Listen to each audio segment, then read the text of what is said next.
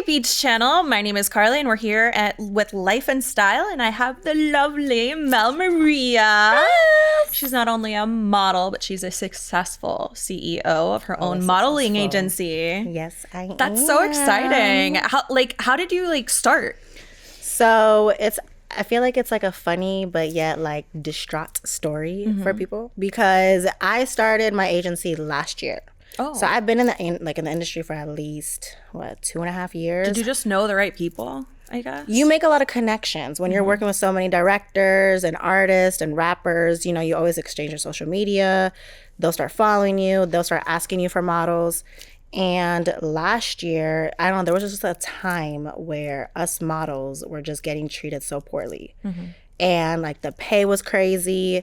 The way they would treat us on set was insane. Like there's no water, no food. Yeah. The pay is $25 an hour, 12-hour sets, and you have us outside. So at one point, I literally told my girl, I was like, it's insane how we're getting treated. Like I'm about to open my own agency, but I said it like as a joke. But then people were started asking me for models. Directors were hitting me up more and more every day. So I was like, you spoke that into existence. I spoke into existence. And then from there, Curly Media Models turned into play. So, that's so exciting. Yeah. Like something that you were just doing, you turned it into a business and kind of, yes. Yeah. Because all the people that you knew. I'm a female, so I know how to treat other females. Yeah. I'm not going to treat them with disrespect. If they go on a set, I'm going to make sure the pay is correct. They have water, they have food. You treat them correctly. They're kind of like your children. You want to treat them well. Like they're your girls. They literally, I feel like every girl in my agency tells like I'm their mom. Yeah. So that's how it is. You're your own boss. Yes. That is a huge perk. You get to control what you do, who you do it with, and everything. What are some downfalls with being your own boss? I mean, I feel like it's like every entrepreneur being, it's always off and on. It's never something that's like consistent. You know what I'm saying? You're going to have your great months, and then you're going to have months where you're like, where's my clientele at? Yeah. So I feel like I love being my own boss, though. I have a son. So the perks are great. You make your schedule. You have a motivation on why you're your own boss. Yeah. But, it does get tricky at times when you're like, you feel like you need to do more, or you don't stop working, or you feel guilty having to go on a vacation because you feel like you should be working because you didn't meet your quota for the month. So yeah, I mean that's yeah. I mean it's tough, but every job kind of has that. You're like, wait, I need to complete this or do this or reach my goal to complete everything. So it's just it's tough, and you're in the industry that's really tough. Yes. Where like image is everything. Yes. How have things changed? Like, have you seen things change recently as like women's appearances or how they're viewed, the younger, older? Like, I guess it just depends on the person. I think it depends on the person and who you're working with, because everybody wants somebody different. Some people want the person who looks plastic and who looks like they've done everything to themselves. Yeah. A lot of people want someone that's natural and they don't want any enhancements. They want them skinny, they want them toned, they want them tall, they want them short. There's, as being a person who's always booking models, I hear it every single day. I want this type, I want that type, I want this skin color, I want them to have this hair color. So I feel like a lot of girls are starting to notice and pick up, well, this girl's always being booked. Maybe I need to now look like her so I could get the same amount of bookings that she does. Yeah. So it's definitely like, you have to always... Did you kind of experience that like with the beauty industry, like seeing other girls get booked for things, or do you see that? You obviously see it a lot with your clients. I mean, I did. Yeah. I saw it a lot, and that's what made me get my BBL. Hey, and that's what we're going to talk about right now. That's why we're here. Yes, and the show knows that I'm very surgery pro. Yes. I not that like I would go and get that. I just think people should be able to do stuff that makes them happy. Without them having to feel gives guilty. them a little bit more confidence in themselves. Like I think it's very good. Yes. Yes, and it has a really bad rep, which like I'm trying to not have that around. So how long ago did you get the BBL? So I'm 5 weeks post-op. Okay. And how are you feeling? I'm feeling good. I'm feeling mentally, it takes a toll Yeah. But physically, I'm very happy with my body. Yeah. There's days where I'm just like, you're looking at it too much. I'm looking in the mirror too much, and I have to like not look and force myself to look away. Yeah. Or call my friends so they could calm me down. But most of the time, I'm very happy with my body, because I promise you, before my BBL, I would not wear what I'm wearing right now. Yeah. Because I wouldn't be comfortable with my skin. But see, that's exactly why people It's get a boost of cosmetic, because it makes you confidence. feel more confident. Yes. You're more comfortable with yourself. 1,000%. Yeah, and you look great. I love the BBL. It's fabulous. That is why she's sitting on a BBL chair. a whole BBL pillow and everything. So tell me a little bit about the process. Like, were you in a lot of pain? What were you like scared going in? Like, I mean, I guess it's different for everybody when they're going into surgery, but like, how was your aftermath? So I have been prepping for this surgery since I put my deposit, which was in January. Okay. And everybody, like, I wasn't drinking, I wasn't smoking hookah, like on occasions and stuff like that, because you can't do any of that. Yeah. And all my girls would be like, oh my gosh, just take a drink, just take a drink. And I'm just like, no. Like, I'm making sure that I'm prepared for this surgery. Yeah. And, you know, they would call me crazy because they've done it before. So they've been through the process before. So they know what to expect. But I've never expected, like, no surgery. It's my first surgery ever. Yeah. So the aftermath, I feel like for me, was not that bad, because I will definitely say, for me, I would always, if I do this again ever, you have to hire a private nurse, 1,000%. Just because I feel like with a private nurse, she was attentive to just me. I was in my own home. I was in my own bed. Yeah. I was comfortable. Like, they would be watching me 24/7. And a lot of people, like, you know, God forbid, make my mistakes, but like, they make the mistake of doing a recovery house. A recovery house is, you know, it's safe. You have to just do your research a lot into what recovery house you go to, especially in Miami, because there's so many different ones. Yeah. But, you know, I have a lot of great people who are in this industry. So they told me, you need to go to this nurse, you need to go to this doctor. You know, they guided me through the whole thing. Yeah, they so knew it's like exactly they gave me the best advice. And I, even though, listen, it's worth the money I paid for her, because like, the day of my surgery, at the time I got out, she was there picking me up.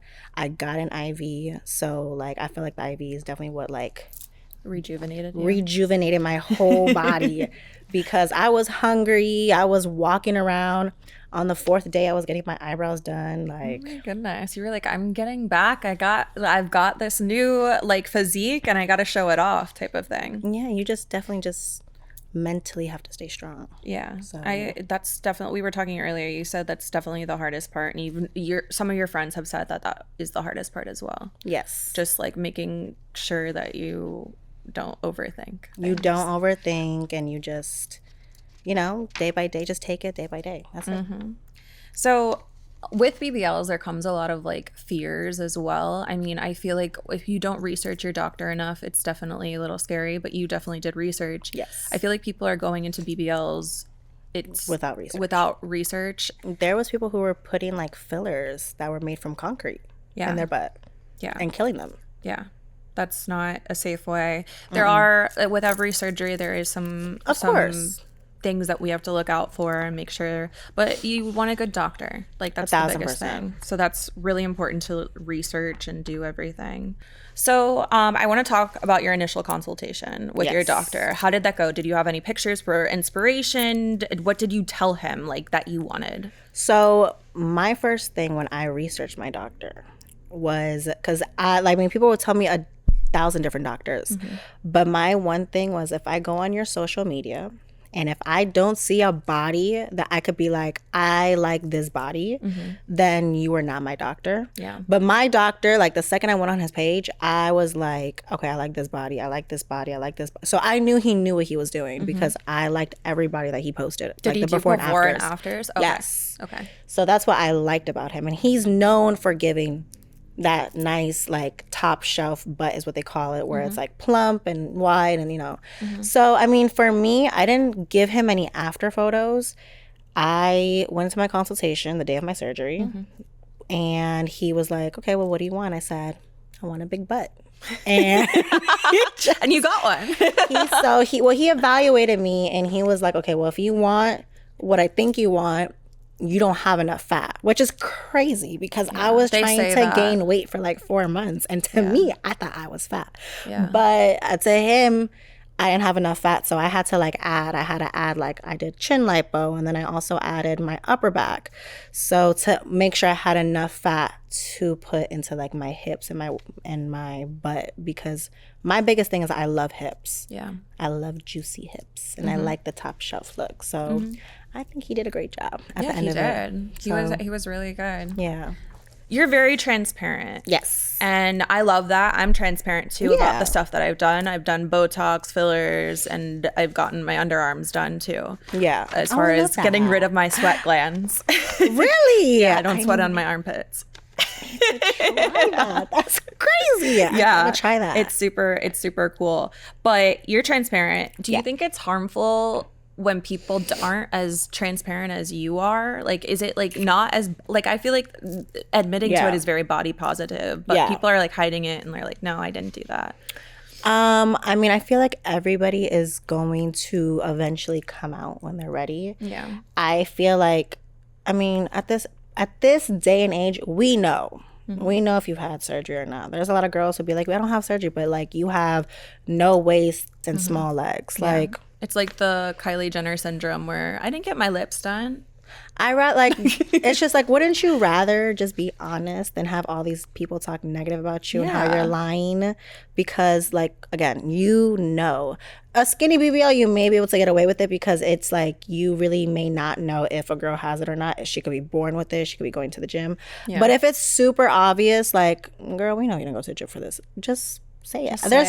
It's so, I understand maybe back in the days, people were not doing it as much and there was so much shame on girls to get BBLs. Yeah. But nowadays, I feel like it's so... Especially in Miami. It's so common. I think we were voted #1 in the most plastic surgery industry. Like everybody does it. I feel like all the plastic surgeons are coming down here because it's just a popular area to get surgery. When I went to my office to do my blood work and everything before, the amount of people who were in there to do either the same thing, or there was like post-op, or you had girls in robes walking around with their drains like hanging out. Oh my gosh. It's natural. And then or girls who go to like Colombia or DR, they'll say there's a whole plane full of girls and with their BBL pillows coming home. Yeah, it's natural. I mean, I think it's great that people want to do it. I just think sometimes maybe people do it like go overboard. Yes. We were talking about a few procedures that we thought like a few girls do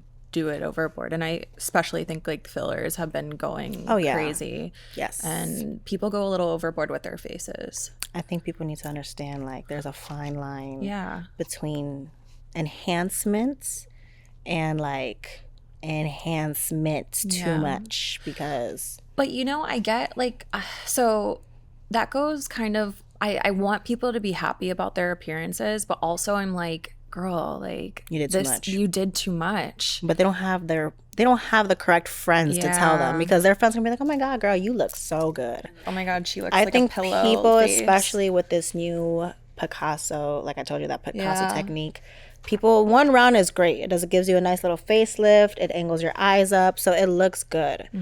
It's like a nice little cat eye. But when you go again, and then you get again, you go 3 times, like you're starting to look like you have a plastic bag on your face where someone's like trying to like suffocate you. Like it looks crazy. Yeah, I always like am like I want my doctor to tell me no, which is weird but I feel like they will know if something works for you or not. So if a doctor's willing to tell me no, they're my doctor. But these girls are gonna go somewhere else. I know. To someone who's gonna tell them, oh my god, yes, I'll do it for you. But like I'm trying to get out, like they need to go to these no doctors, because I was listening. So Dr. Diamond, he does like all of the LA type of people, and he was on a podcast and he was just like, listen, like I tell people no all the time. Not everybody's meant to have threads. Their faces are gonna look horrible with threads. Yeah. And he said he's had a lot of people leave him, and he's like okay with it, because at the end of the day, that's it's the surgeon's work, and they're gonna be like, yo,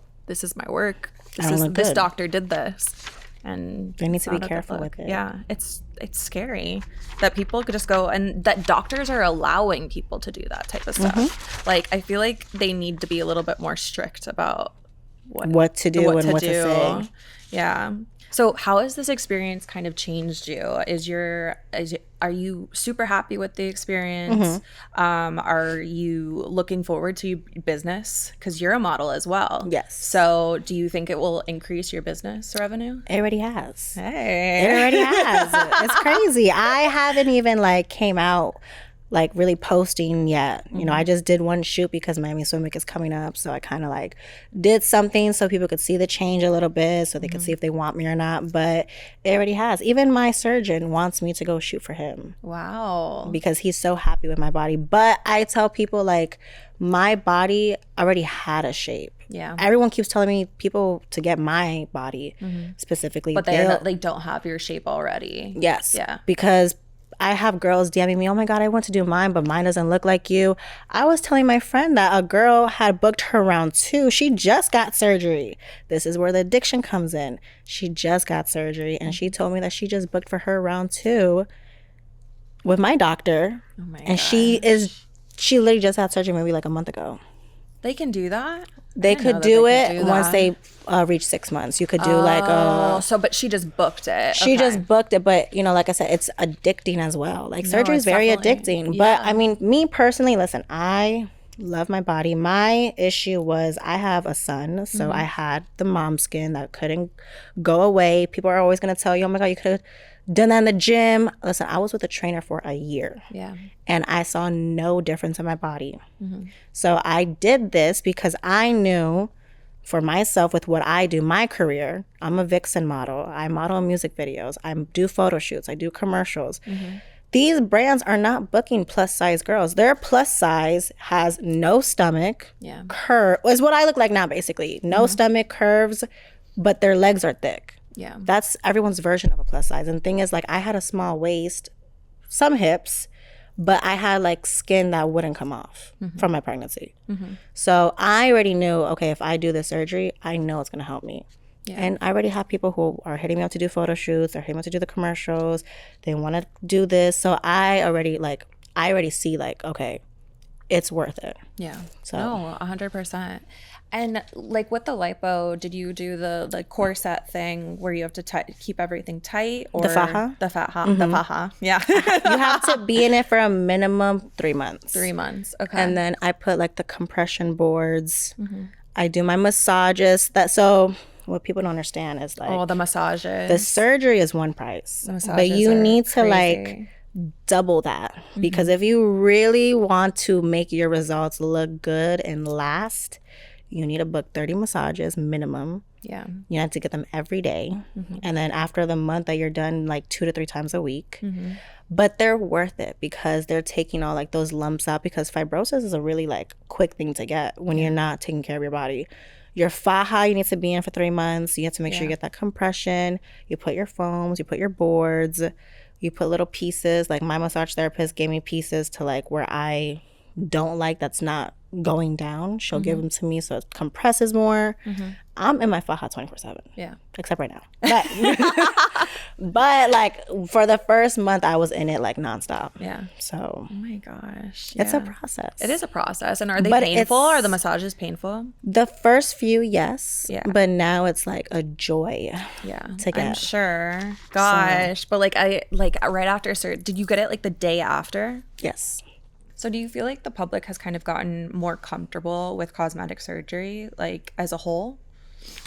Yes. I feel like people are definitely more open to talking about it, but you still have those girls who are anti-surgery, who are natural bodies 1,000%, you know. So I feel like it's like, it just depends on who you ask. I feel like a lot of people are open now because, like I said, it's a very common thing no matter where you go, not just Miami. Yeah, and I feel like there's different like things that people can do. If you want to have that fake look, go and do it. But if you want to get something done just to make you look a little bit more revived, then that's okay too. A lot of people get stuff done, especially in Miami, and you wouldn't even know.